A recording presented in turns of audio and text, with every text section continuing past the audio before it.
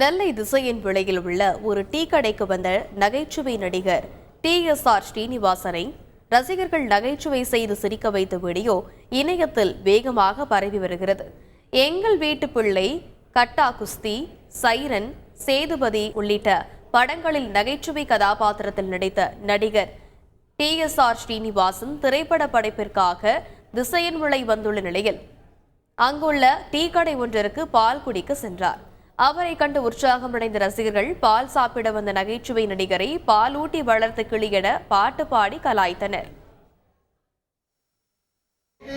இறங்கி விட்டான் திரும்ப வந்து தாழ்பணிவான் சத்தியம், இது சத்தியம்.